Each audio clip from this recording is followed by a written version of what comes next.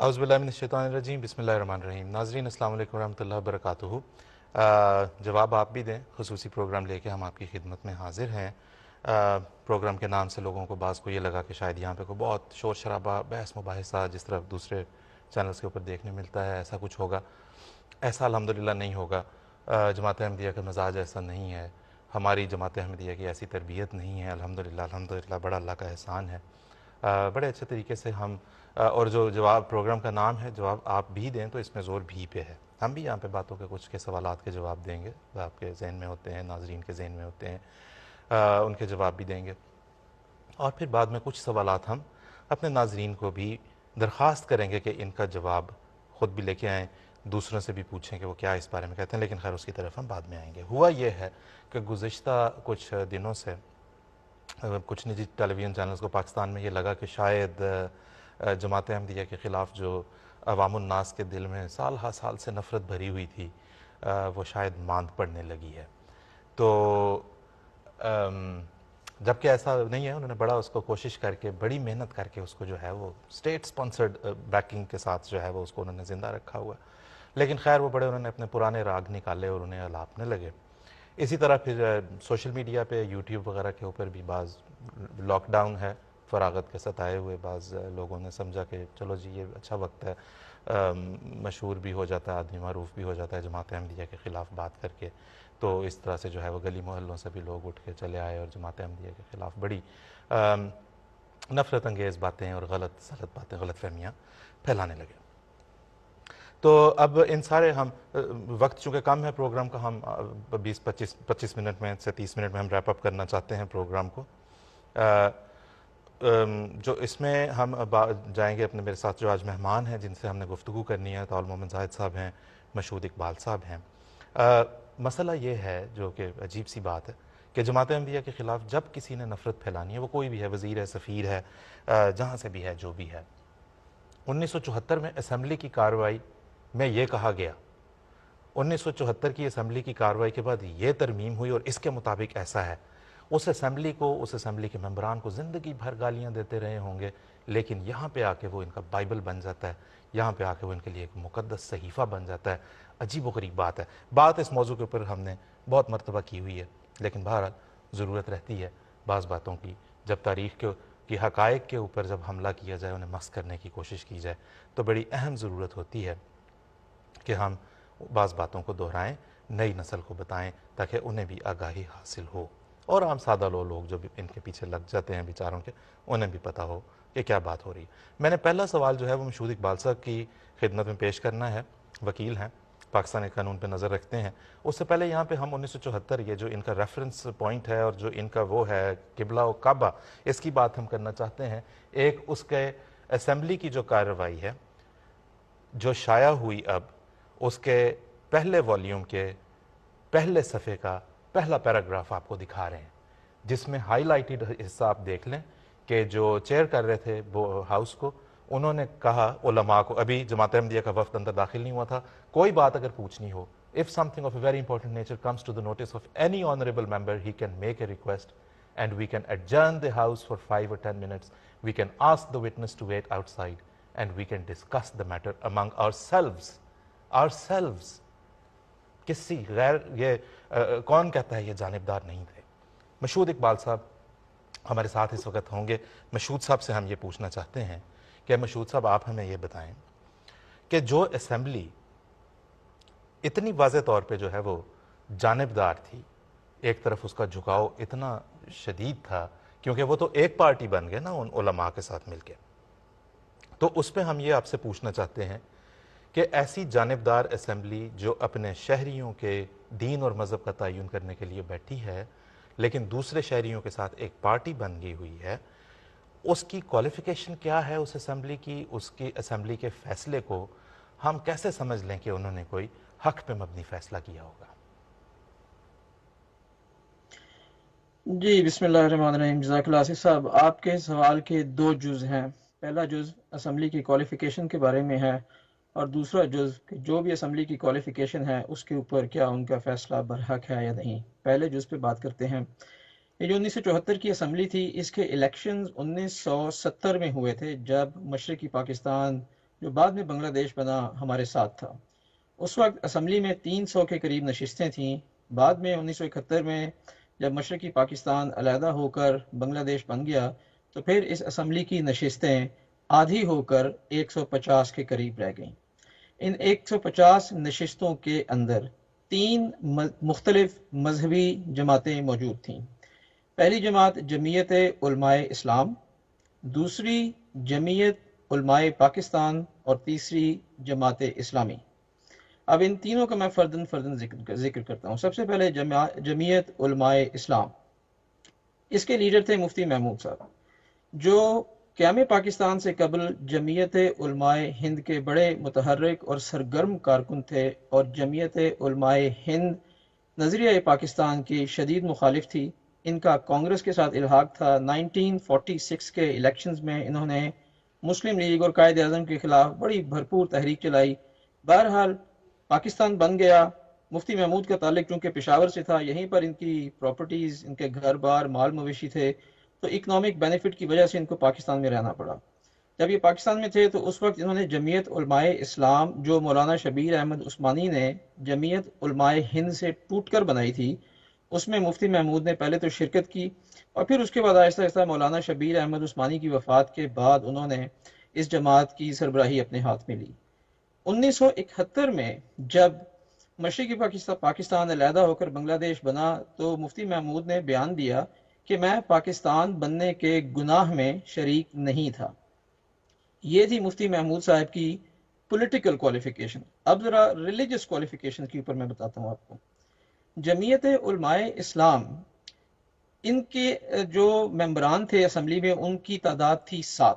اب یہ 7 کے ساتھ جو ہیں، ان کا تعلق دیوبندی مسلک فکر کے ساتھ ہے۔ اب دیوبندیوں کے خلاف 300 علماء کا ایک فتویٰ ہے، وہ میں منوان آپ کو پڑھ کے سناتا ہوں، اور ان 300 علماء کے اندر بریلوی بھی شامل ہیں، اور بریلویوں کا میں بھی تھوڑا سا بات ذکر کروں گا۔ سب سے پہلے یہ جو فتویٰ ہے جو جمعیت علماء اسلام کے دیوبندی مولویوں کے خلاف ہے، میں وہ منوان ذرا پڑھتا ہوں۔ وہابیہ دیوبندیہ اپنی تمام عبادتوں میں اولیاء، انبیاء، حتیٰ کہ حضرت سید المرسلین و آخرین صلی اللہ علیہ وآلہ وسلم اور خاص ذات باری تعالیٰ کی اہانت اور ہتک کرنے کی وجہ سے قطعاً مرتد اور کافر ہیں، اور ان کا ارتداد اور کفر سخت سے سخت درجہ تک پہنچ چکا ہے، ایسا کہ جو ان مرتدوں اور کافروں کے ارتداد اور کفر میں ذرا بھی شک کرے، مرتد اور کافر ہے۔ مسلمانوں کو چاہیے کہ ان سے بالکل ہی محترز اور مجتنب رہیں۔ ان کے پیچھے نماز پڑھنے کا تو ذکر ہی کیا ہے، اپنے پیچھے بھی ان کو نماز نہ پڑھنے دیں، اور نہ ہی مسجدوں میں گھسنے دیں، نہ ان کا ذبیحہ کہیں، نہ ان کی شادی غمی میں شریک ہوں، نہ اپنے پاس ان کو آنے دیں۔ یہ بیمار ہوں تو عیادت کو نہ جائیں، مرے تو گاڑنے توپنے میں شرکت نہ کریں، مسلمانوں کے قبرستان میں جگہ نہ دیں، غرض ان سے بالکل احتیاط و اجتناب رکھیں۔ اب یہ فتویٰ جی جو کہ 300 علماء نے دیا، اس میں بریلوی بھی شامل تھے۔ جی اب جو جمعیت علماء پاکستان جو کہ دوسری جماعت تھی، اس کے جو لیڈر تھے مولانا شاہ احمد نورانی، وہ بریلوی مکتبہ فکر سے تھے۔ اب جو بریلویوں نے فتویٰ دیا دیوبندیوں یعنی جمعیت علماء اسلام کے خلاف، اب دیکھیے جمعیت علماء اسلام نے کیا فتویٰ دیا بریلویوں کے خلاف۔ اس میں لکھا ہے مولوی سید محمد مرتضیٰ صاحب دیوبندی نے اپنی کتاب میں مولوی احمد رضا خان صاحب کو کافر، اکفر، دجال مئت حاضرہ، مرتد، خارج از اسلام وغیرہ ثابت کیا ہے۔ اور مولانا طاہر القادری صاحب جو کہ بریلوی فرقہ سے تعلق رکھتے ہیں، انہوں نے مولانا محمد یوسف بنوری کو جو مجلس عمل تحفظ ختم نبوت کے صدر تھے، ان کو مرتد کہا ہے۔ ٹھیک ہے، ابھی دیکھیں کہ جمعیت علماء اسلام جو ہے وہ جمعیت علماء پاکستان کو اور جمعیت علماء پاکستان جمعیت علماء اسلام آپس میں ایک دوسرے کو سخت کافر کہہ رہے۔ ٹھیک ہے۔ تیسری جماعت تھی جماعت اسلامی۔ مشہود صاحب ہمیں تھوڑا سا تیز کرنا پڑے گا، کام پاس وقت بہت کم ہے۔ آپ کہہ یہ رہے ہیں ان نٹشل، وہاں پہ جتنے بیٹھے ہوئے تھے آج بھی ان سے پوچھ لیں، مطلب ہے کہ جو احمد شاہ نورانی صاحب کہ یہ لوگ کتنی بات مانتے تھے یا کتنے ان کے عقائد کے حامی تھے، تو کیا ہے اس اسمبلی کی حقیقت؟ یہ سب ایک دوسرے کے خلاف تکفیر کر چکے ہوئے تھے، کیا ہم کیسے کہیں کہ جی یہ اسمبلی اس قابل نہیں تھی کہ یہ فیصلہ دیتی؟ جی میں اس پہ عرض کرتا ہوں۔ اب دیکھیں کہ یہ 150 ممبران کی اسمبلی تھی، 150 ممبران کی اسمبلی کو ایک اسپیشل کمیٹی میں تبدیل کیا گیا، اسپیشل کمیٹی کا جو کورم تھا وہ صرف 40 ممبران کا رکھا گیا، جی اور 40 ممبران میں سے جو قرارداد کا فیصلہ کرنا تھا وہ سادہ اکثریت سے، یعنی 21 ممبران اگر اس قرارداد کے حق میں ووٹ دیتے تو اس کو پاس کیا جانا تھا۔ ٹھیک اب ہے 7 یا 8 کروڑ کی آبادی جو پاکستان کی اس وقت تھی، اس میں سے 150 لوگ اسمبلی کے، ان میں سے 40 لوگ، اور ان 40 میں سے بھی صرف 21 لوگ، اور ان 3 مذہبی جماعتوں کی جو نشستیں تھیں وہ بنتی تھیں 18، مولانا کوثر نیازی کو ملا کے 19، اسی طرح سے جو شیعہ حضرات ہیں جن کو سب لوگ کافر کہتے ہیں ان کو ملا کے تو جی یہ 21 کی تعداد آرام سے بن جاتی تھی۔ اب ٹھیک ہے کہنے کا ٹھیک ہے مقصد یہ ہے کہ یہ جو علماء کا ٹولہ تھا آپس میں جو ایک دوسرے کو کافر کہتا ہے، جو ایک دوسرے کو کافر کہہ رہا ہے، ان کے ہاتھ میں اتنا اہم مسئلہ دیا گیا اور 21 لوگ اس کا فیصلہ کر رہے ہیں۔ ٹھیک ہے ابھی میں آخری بات اس میں بتاؤں کہ آپ نے جی پوچھا کہ ان کی کوالیفیکیشن کیا ہے۔ حضور صلی اللہ علیہ وآلہ وسلم نے ان کی کوالیفیکیشن اپنی ایک حدیث، بلکہ 2 حدیث جس کا مضمون ایک ہی ہے، ایک ابن ماجہ میں اور ایک ترمذی میں بتائی ہے کہ میری امت کے 73 فرقے ہوں گے، 72 جہنم میں جائیں گے اور آخری فرقہ جو ہے وہ جنتی ہوگا۔ اب یہ سارے کے سارے جو آپس میں ایک دوسرے کو کافر کہتے ہیں، بالکل انہوں نے ٹھیک مل کے جماعت احمدیہ کو ایک یس کنارے کے اوپر کھڑا کر دیا، تو یہ تو پہلی کوالیفیکیشن ہے ان کی کہ یہ 72 فرقوں میں سے ہے۔ بالکل ٹھیک ہے دوسری کوالیفیکیشن اس کی حضور صلی اللہ علیہ وسلم نے یہ بیان فرمائی ہے مشکات شریف میں کہ آسمان کے نیچے علماء سو جو ہیں وہ بدترین انسان ہوں گے، تو یہ ان کی دوسری کوالیفیکیشن ٹھیک ہے۔ ہے اب آپ کے بہترین سوال کا جو دوسرا جرم ہے، کیا ان مشہور صاحب کے ہم واپس آئیں گے ان کی واپس آئیں گے ہم کوالیفیکیشن اس کی پر طرف۔ ہے؟ مشہور صاحب میں معافی چاہتا ہوں، وقت ہمارا کم ہوتا جا رہا ہے، واپس ہم اس طرف آئیں گے۔ مشہور صاحب نے یہ ابھی ہمیں جس طرح سے بتایا ان اے نٹ شیل، لیکن چونکہ اس پہ پہلے بھی بہت دفعہ بات ہو چکی ہے، آپ لوگ دیکھ بھی سکتے ہیں جا کے، بڑی بڑی شہ سرخیاں تھیں نوائے وقت اخبار کے غالباً مجھے یاد پڑتی ہے، جس میں لکھا تھا امت مسلمہ کے 72 فرقوں نے جو ہے وہ مل کے قادیانیوں کو غیر مسلم قرار دے دیا۔ اس وقت سپٹمبر 1974 میں جب یہ سب کچھ ہوا، خود انہوں نے اپنے آپ کو خود وہ کوالیفائی کر گئے، اقرار کیا انہوں نے، اور بڑی شوخی اور خوشی کے ساتھ اپنی وہ سند دکھائی کہ دیکھو نبی کریم صلی اللہ علیہ وسلم کی حدیث کے مطابق یہ ہماری اوقات ہے، یہ ہماری حیثیت ہے۔ مومن صاحب میں نے آپ کے پاس آؤں گا ایک سوال پوچھنے کے لیے اسی اسمبلی کے حوالے سے، لیکن ایک ہمارے پاس ایک اور سلائیڈ ہے جو جلدی سے ہم اپنے ناظرین کو دکھاتے ہیں اور بات کو آگے بڑھاتے ہیں۔ مومن صاحب سوال پوچھنے سے پہلے یہ 1974 کی جو کارروائی تھی، یہ اس کا کنکلوژن جو آخری سبمیشنز تھیں جس کی بنیاد پہ ترمیم کی گئی، ترمیم یہ ہے کہ a person who does not believe in the absolute and unqualified finality of prophethood of Muhammad, peace be upon him, the last of the prophets, or claims to be a prophet in any sense of the word or of any description whatsoever after Muhammad, peace be upon him, or recognizes such a claimant as a prophet or a religious reformer is not a Muslim for the purposes of constitution or law. کسی بھی حیثیت میں کسی کو بھی مانتا ہے، مجدد کے طور پہ بھی مانتا ہے، دائرہ اسلام سے خارج ہے۔ مومن صاحب آپ سے ہم یہ پوچھیں گے، سارا مسئلہ اسی بات کے گرد تو یہ اٹھایا گیا کہ احمدی جو ہیں وہ حضرت مرزا صاحب علیہ السلام کو آن وسلم کے بعد نبی مانتے ہیں۔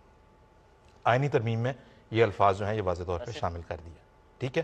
تو پھر اس ترمیم کی روح سے آپ ہمیں بتائیں، چونکہ امت مسلمہ مسیح و مہدی کے آنے کی منتظر تو ہے، تو آپ اگر ہمیں یہ بتائیں کہ اس کی روح سے پھر یہ پاکستان کے تمام احمدیوں کی کیا حیثیت رہ جاتی ہے، پاکستان کے تمام مسلمانوں کی؟ آصف صاحب جزاکم اللہ، آپ کی یہ بات بالکل درست ہے کہ جماعت احمدیہ کے خلاف جب بھی بات کی جاتی ہے، خواہ کوئی اینکر کسی مسئلے کو اٹھائے یا کوئی مولوی صاحب بات شروع کریں، تو وہ ہمیشہ اسی بات سے بات شروع کرتے ہیں کہ جی حضرت صلی اللہ علیہ وسلم خاتم النبیین ہیں، آخری نبی ہیں، اور چونکہ قادیانیوں نے اس اصل کا انکار کر دیا ہے لہٰذا وہ غیر مسلم ہیں۔ تو لیکن یہ الگ بات ہے کہ جب بھی کسی مولوی صاحب کو یہ کہا جائے کہ اسی ختم نبوت کے مسئلے پر قرآن مجید کی روح سے بات کر لو، تو وہ مکمل طور پہ آئیں بائیں شائع کرتے ہیں یا رقیق اعتراضات پر اتراتے ہیں۔ میں اس بات کو نہیں چھیڑتا، حقیقت یہ ہے کہ اللہ کے فضل سے جماعت احمدیہ نے 100 سال میں ختم نبوت کے مسئلے پر جو دلائل پیش کیے ہیں وہ پہاڑ کی طرح کھڑے ہیں، اور کسی مولوی میں، کسی اینکر میں، کسی دوسرے شخص میں یہ جرت نہیں ہے کہ اس بنیادی مسئلے پر جماعت احمدیہ کے پیش کردہ دلائل کو توڑ سکے اور ان کا رد کر سکے۔ اب آپ کا سوال چونکہ قومی اسمبلی کی اس ترمیم کے بارے میں ہے جو خاص طور پہ مسلمانوں کے بارے میں کی گئی، تو میں عرض کروں گا کہ جب بھی انسان کسی حق بات کا جانتے بوجھتے ہوئے ضد کے ساتھ انکار کر دیتا ہے تو اس کا طبعی نتیجہ یہ ہوتا ہے کہ وہ اپنے اعتقادات میں ایسی باتیں جمع کر لیتا ہے جن کا عقل سے دور دور کا تعلق نہیں ہوتا۔ اب یہی معاملہ یہی حال ہمارے غیر احمدی علماء کا ہے کہ انہوں نے جب ختم نبوت کے مسئلے پر قرآن و سنت کے اور اقوال سلف کی روشنی میں جو دلائل جماعت احمدیہ نے پیش کیے ان کا ضد کے ساتھ انکار کیا تو ایک لا ینحل متضاد عقیدہ انہوں نے اپنے عقائد کا حصہ بنا لیا جس کا حل خود ان کے پاس نہیں ہے۔ اب ایک طرف یہ کہتے ہیں کہ حضرت صلی اللہ علیہ وسلم ہر لحاظ سے آخری نبی ہیں اور آپ کے بعد کوئی نبی نہیں آ سکتا، اور دوسری طرف تمام کی تمام امت بیٹھ کر سوائے ایک معمولی تعداد کے حضرت عیسیٰ علیہ الصلوۃ والسلام کا انتظار کر رہی ہے اور ان کے انتظار میں آنکھیں بچھائے بیٹھی ہے کہ وہ آپ صلی اللہ علیہ وسلم کے بعد تشریف لائیں گے۔ اس تضاد یا ڈسکریپنسی کا جو حل پیش کیا جاتا ہے وہ اس قدر بے وزن ہے کہ حقیقت میں جو سمجھدار غیر احمدی علماء ہیں وہ اس عذر کو پیش کرتے ہوئے بھی جھجکتے ہیں کہ جی اس عذر کو پیش کیا تو سبکی ہوگی۔ اب اسمبلی نے جو ترمیم لکھی ہے اس میں جو مسلمان کی تعریف لکھی گئی وہ بھی اس بات کو 100% ثابت کرتی ہے، اور یہ عقیدے کا یہ تضاد ایک عجیب شکل میں سامنے آتا ہے۔ مسلمان کی یہ تعریف لکھی کہ جی مسلمان وہ ہوگا کہ جو حضرت صلی اللہ علیہ وسلم کے بعد کسی بھی شخص کو، کسی بھی مذہبی مسئلے کو کسی بھی رنگ میں، کسی مفہوم میں اور کسی بھی تشریح کی روح سے نبی یا پیغمبر نہ مانتا ہو۔ اب پاکستان میں بسنے والے جو 95% یا اس سے بھی زیادہ مسلمان ہیں یا مسلمان فرقے ہیں، وہ کسی نہ کسی رنگ میں، کسی نہ کسی مفہوم میں اور کسی نہ کسی تشریح کے مطابق حضرت عیسیٰ علیہ السلام کی آمد کا انتظار کر رہے ہیں۔ اب آئین میں لکھی گئی اس تعریف کے مطابق، مسلمان کی تعریف کے مطابق، یہ تمام مسلمان نہیں بلکہ کافر ہیں۔ اب ہمارا سوال ان تمام اینکر حضرات سے، ان مولوی حضرات سے جو دن رات جماعت کے خلاف تقریریں کرتے ہیں کہ قادیانی حضرات آئین پاکستان کو نہیں مانتے، ہمارا سوال ان سے یہ ہے کہ کیا وہ خود آئین پاکستان کو مانتے ہیں؟ بالکل، اگر وہ مانتے ہیں تو آئین میں لکھی ہوئی اس تعریف کی روح سے حضرت عیسیٰ علیہ السلام کی آمد ثانی کا عقیدہ رکھنے والے تمام لوگ وہ مسلمان نہیں ہیں بلکہ وہ غیر مسلم ہیں۔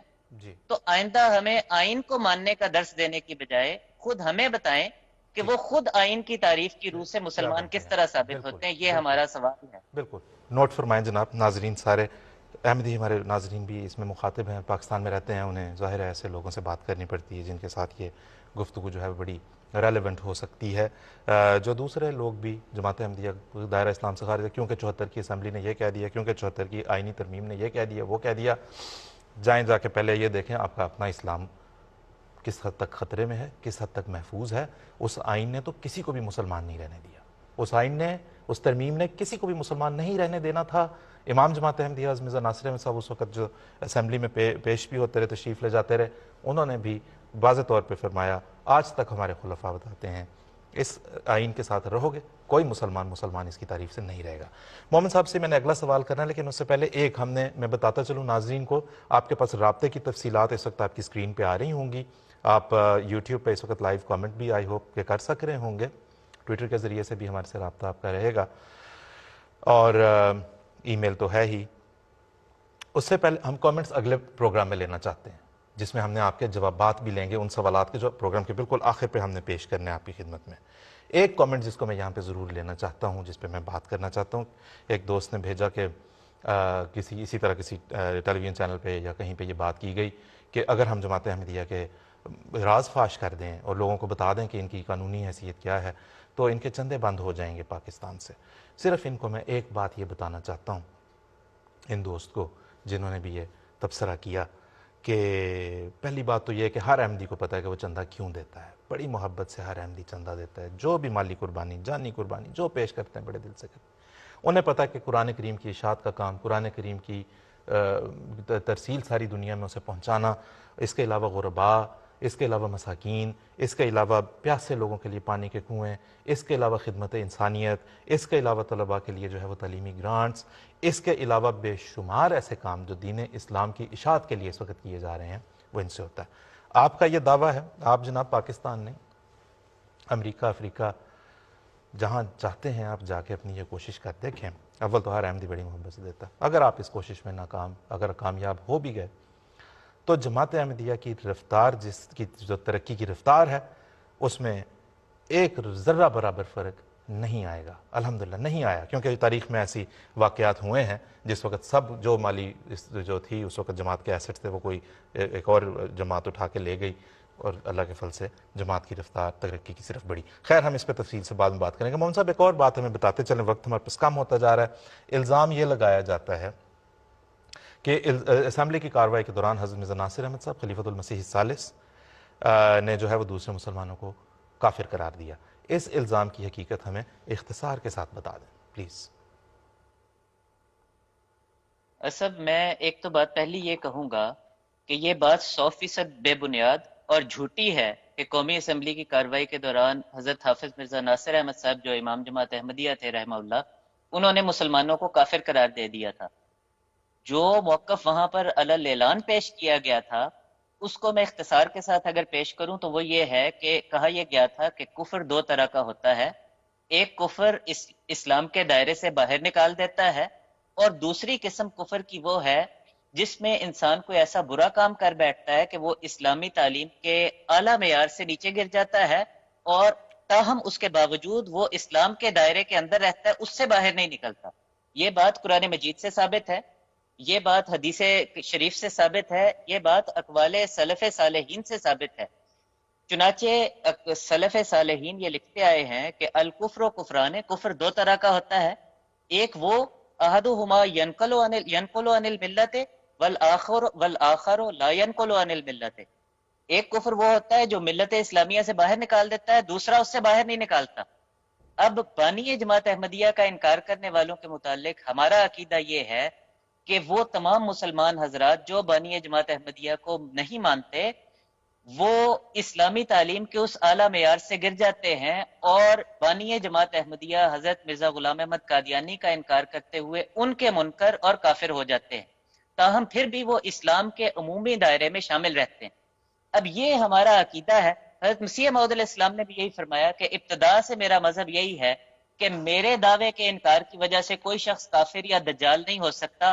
ہاں زال یا زیادہ ثواب سے منحرف ضرور ہوگا, میں اس کا نام بے ایمان نہیں رکھتا. اب یہ ہمارا عقیدہ ہے. یہی عقیدہ حضرت حافظ مرزا ناصر احمد صاحب نے بڑے زور شور سے قومی اسمبلی میں پیش کر دیا. ٹھیک ہے محمد صاحب, اس تکفیر کا انتہائی پیش جی محمد صاحب, اس تکفیر بازی کا آغاز اگر ہمیں بتائیں کہ کہاں سے ہوا, کہاں سے تھا, کیا ہم نے اس کا آغاز کیا, کیا بانی جماعت نے اس کا آغاز کیا؟ اسب آپ نے بہت ہی اچھا سوال پوچھا ہے. آپ کا سوال بہت ہی اچھا ہے کہ دیکھیں گویا الزام یہ تاثر یہ دیا جاتا ہے کہ قومی اسمبلی میں جو فیصلہ کیا گیا وہ دراصل ایک جوابی فتویٰ تھا, اس کا آغاز احمدیوں نے کیا تھا. اگر تاریخ کا ایک ذرہ برابر بھی علم ہو تو اس قسم کا دعویٰ نہیں کیا جا سکتا. حضرت مرزا غلام احمد قادیانی علیہ السلام نے مسیح موعود ہونے کا دعویٰ 1891 میں کیا تھا, اور 1891 میں ہی مولوی محمد حسین بٹالوی نے ایک کفر کا فتویٰ لکھا. اس کے اوپر جا کے مولوی نذیر حسین دہلوی کے دستخط کروائے جو اہل حدیث کے چوٹی کے امام سمجھے جاتے تھے, اور پھر وہاں سے لے کے اس فتوے کو پورے برے صغیر میں گھوم کے 200 علماء کے دستخط کروا کے اس فتوے کو شائع کیا. تو کفر کی ابتدا تو انہوں نے کی, اور حضرت مسیح موعود علیہ السلام خود اپنی کتب میں لکھتے رہے کہ اس معاملے میں ہمیشہ سے سبقت میرے مخالفوں کی طرف سے ہے کہ انہوں نے مجھے کافر کہا, میرے لیے فتویٰ تیار کیا, میں نے سبقت کر کے ان کے لیے فتویٰ تیار نہیں کیا. ٹھیک ہے. اور اصل ایک پہلو یہ بھی ہے, میں اس کو اختصار کے ساتھ پیش کرنا چاہتا ہوں کہ جب یہ کہتے ہیں نا کہ جی چونکہ بالفرض اس قسم کی بات تحریرات پیش کر کے یا یہ دعویٰ کیا جاتا ہے کہ چونکہ احمدیوں نے کافر کہا تھا لہٰذا ہم نے بھی جواباً کافر قرار دے دیا. یہ طرز استدلال جو ہے یہ اس قدر بودا ہے, اور یہ آرگیومنٹ اس قدر فلوڈ آرگیومنٹ ہے کہ اگر اس طرز استدلال کو تسلیم کر لیں اور اس اصول کو تسلیم کر لیں کہ جس فرقے کی تحریرات میں دوسرے کے متعلق کفر کے فتوے موجود ہوں تو اس کو آئین کی روح سے قومی اسمبلی کو کافر قرار دینا چاہیے, تو پورے پاکستان میں صرف غیر مسلم رہیں گے, پاکستان میں بسنے والا کوئی ایک بھی فرقہ جو ہے وہ مسلمان نہیں ہو سکتا. بالکل ٹھیک ہے. اب اگر ابھی مشہود صاحب نے مثالیں ہیں, یعنی اگر ہم صرف احمد رضا خان بریلوی صاحب کے فتووں کی بات کریں جس کا ایک فتویٰ مشہود صاحب نے کر سنایا, ان کے الفاظ اس قدر سخت ہیں دوسرے مسلمانوں کے بارے میں کہ اللہ کی پناہ. یعنی وہ تو کہتے ہیں کہ وہابی, نیچوی, قادیانی, غیر مقلدین, دیوبندی, چٹالوی یہ کفار مرتدین ہیں, اور جو ان کے آگے پیچھے تابع مطبوع سب کے سب بدعتی مستحق نارے جہنمی اور جہنم کے کتے. اور پھر کہتے ہیں یعنی اس حد تک ہے تو کہتے ہیں کہ ان سب فرقوں کا، یعنی بڑے بڑے تمام اسلامی فرقے جو برِ صغیر میں بستے ہیں، ان سب کا نام لے کر انہوں نے یہ علل اعلان فتوے لکھی ہیں کہ ٹھیک. جن کا نکاح وہ کسی مسلم سے ہو، کافر سے ہو، مرتد سے ہو، وہ ہم مذہب سے ہو، غیر ہم مذہب سے ہو، کہتے ہیں کہ انسان سے ہو یا حیوان سے ہو. اب دیکھیے یعنی اندازہ کریں کہ ٹھیک وہ ہے، کہتے ہیں کہ بالکل حیوان سے بھی نکاح نہ ہو. درست. اب بہت شکریہ محمد صاحب، بتائیے جزاک اللہ آپ کا بہت بہت شکریہ. یہ ایسے ابھی محمد صاحب نے میرا خیال ہے ان کے نرم ترین فتاوی یہاں پہ پڑھ کے سنائے ہیں، کیونکہ باقی جو انہوں نے آپس میں ایک دوسرے کے بارے میں فتوے دیے ہوئے ہیں وہ تو شریفانہ مجالس میں پڑھ کے سنانے کے لائق بھی نہیں ہے. محمد صاحب ہمارے پاس مشہود صاحب کے پاس جانا ہے. مشہود صاحب ایک سوال آخر پہ ہمیں یہ بتاتے چلیں، لوگوں کے ذہن میں یہ سوال ہوگا کہ یہ ضرورت کیا پیش آئی پاکستان کی قومی اسمبلی کو کہ اپنے شہریوں کے مذہب کا تعین کریں کہ جی یہ غیر مسلم ہیں. ایسے میں جیسا کہ ابھی محمد صاحب نے بتایا، آپ نے بھی پہلے بتایا، سب ایک دوسرے کو کافر قرار دے چکے تھے. کہتے ہیں کہ وہاں پہ جب بریک ہوتی تھی، وقفہ ہوتا تھا پروسیڈنگز کے دوران، یہ ایک دوسرے کے پیچھے کوئی بھی نماز پڑھنے کو چھوٹے چھوٹے گروپس ہوتے تھے. ایسے میں جب کہ سب ایک دوسرے کو کافر قرار دے چکے تھے، احمدیوں کو الگ سے قومی اسمبلی میں لے جا کے آئین میں ان کا نام لے کے شامل کرنے کی ضرورت کیا پیش آئی؟ پروگرام کے وقت اختتام کی طرف پہنچ رہے ہیں. جی آصف صاحب، جب بھی پاکستان تاریخ میں کسی بھی سخت دور سے گزرا ہے، اسی وقت مولویوں نے کسی جماعت کے خلاف فتنہ انگیزی شروع کی. 1971 میں مشرقی پاکستان علیحدہ ہو کے بنگلہ دیش بن گیا. 71 کی جنگ ہم ہار گئے، ہزاروں سپاہی ہمارے انڈیا میں قید ہو گئے. بھٹو صاحب کو اپنی حکومت بچانی تھی. مولویوں نے اس وقت یہ شوشہ شروع کر دیا. بھٹو صاحب کو مولویوں کی سپورٹ کی ضرورت تھی. حکومت کو بچانے کے لیے انہوں نے مولویوں کو اعتماد میں لینے کے لیے اس ایشو کو ریز کر دیا. تھوڑا سا اور آپ ہسٹری میں چل رہے ہیں، 1953 قیام پاکستان کے بعد ابھی کانسٹیٹیوشن بنا نہیں، نو مولود ریاست تھی، اور اس وقت مولویوں نے جماعت کے خلاف تحریک شروع کر دی اور ملک میں مارشل لاء لگوا دیا.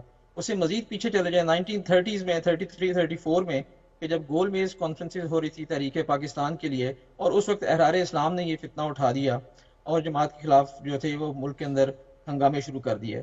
اور اب اس صورتحال میں آپ دیکھیں کہ آج کل کرونا وائرس کے بارے میں لاک ڈاؤن چل رہا ہے پاکستان نے، تو مولویوں نے دوبارہ ایک ایسے نازک موڑ کے اوپر آ کے پاکستان میں یہ شوشہ شروع کر دیا ہے.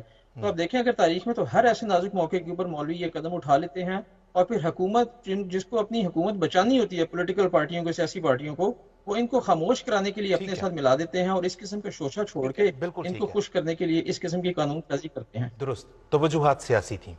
اس کی تفصیل ہم آئندہ انشاءاللہ تعالی جی پروگرام جب بھی لے کے ہم حاضر ہوں گے، ہم اس میں جو ہے وہ اپنے ناظرین کو ساتھ کے ساتھ بتاتے رہیں گے. ہم اگلا پروگرام کب لے کے آئیں گے یہ بھی ہم آپ کو انشاءاللہ ایڈورٹائز کر دیا جائے گا، اور آپ ہمارے سوشل میڈیا نیٹ ورک کے اوپر آپ دیکھ سکیں گے کہ ہم اگلا پروگرام لے کے کب آئیں گے. یہ سب باتیں ہیں بھٹو صاحب کے بڑے قریبی لوگوں نے، دوستوں نے ہمارے پاس ریکارڈڈ پڑی ہوئی ہیں، پہلے بھی چلا چکے ہیں، اس پروگرام بھی سنا دیں گے، جو یہ کہتے ہیں یہ بھٹو صاحب کی مجبوری کے دنوں کے فیصلے ہیں، جب بھٹو صاحب بخلاہٹ کا شکار ہو گئے، انہیں سمجھ نہیں آ رہی تھی کہ کیا کرنا ہے. ان سیاسی دستاویزات کے اوپر اب لوگوں کے ایمان اور دینوں کے فیصلے نہ کیا کریں. ناظرین، ہم جس طرح کے پروگرام کا نام بھی ہے، جواب آپ بھی دیں، ہم چاہتے یہ ہیں کچھ سوالات ہم یہاں پہ آپ کے سامنے پیش کرنا چاہتے ہیں، آپ بھی ہمیں ان کے اوپر اپنا جواب بھیجیں. غیر از جماعت ناظرین بالخصوص ہمارے مخاطب ہیں، اور آئندہ کسی بھی ٹیلی ویژن چینل کے اوپر، کسی بھی سوشل میڈیا کے پلیٹ فارم کے اوپر کوئی لیڈر، کوئی سیاستدان یا کوئی دوسرا شہرت کا بھوکا کوئی اٹھتا ہے جن کو شوق ہوتا ہے کہ جی ہم احمدیوں کے خلاف کچھ کریں، ریٹنگ بڑھ جائے گی، فالوئنگ بڑھ جائے گی، ان کو یہ اس حوالے سے جب وہ 1974 کا نام لیں انہیں یہ 3 سوال ضرور پوچھیں. پہلا سوال ہم آپ کو آپ کی اسکرین پہ دکھاتے ہیں، آپ نوٹ کریں، اور اس کے ہم آپ سے جب 1974 کی آئینی ترمیم حضور صلی اللہ علیہ وسلم کے بعد کسی بھی نبی یا مجدد کی آمد پر ایمان سے انسان کو دائرہ اسلام سے خارج کر دیتی ہے، تو حضرت عیسیٰ علیہ السلام کا انتظار پاکستانی مسلمانوں کو کیا قرار دیتا ہے؟ یہاں تک کہ امام مہدی کا بھی، کیونکہ وہ کانسٹیٹیوشن میں لکھا ہے ریفارمر کے طور پہ بھی اگر آپ کسی کا انتظار کر رہے ہیں، کوئی تجدید کرنے بھی اگر دین کی آئے گا، کوئی بہتری کرنے بھی اگر دین کی آئے گا، اس کا کوئی مانے گا تو وہ دائرہ اسلام سے خارج ہو جائے گا. یہ دین کے کتنے بڑے دشمن ہیں، خود غور کریں آپ، جن کو نہ دین میں تجدید کی اب ضرورت محسوس ہوتی ہے، اور دیکھ لیں دنیا مسلمانوں کے حالات اس وقت ہیں کیا. اگلا سوال آپ نوٹ کریں پلیز، آپ اپنی اسکرین پہ بھی دیکھیں گے کہ 1953 میں پاکستانی علماء مسلمان کی کوئی تعریف پیش نہ کر سکے آن ریکارڈ. آپ جائیں اور جا کے 1953 کی جو منیر انکوائری رپورٹ ہے پڑھ لیں. وہ کہتے ہیں کہ ہم جرا کرتے رہے مہینوں، ان کو بلاتے رہے، علماء کرام ماشاءاللہ جو ہیں نام نہاد، ان کو کہتے رہے مسلمان کی تعریف تو بتاؤ تاکہ اس کے مطابق ہم احمدیوں کو غیر مسلم قرار دیں. وہ کہتے ہیں کوئی ایک تعریف ہمارے پاس نہیں لے کے آ سکے.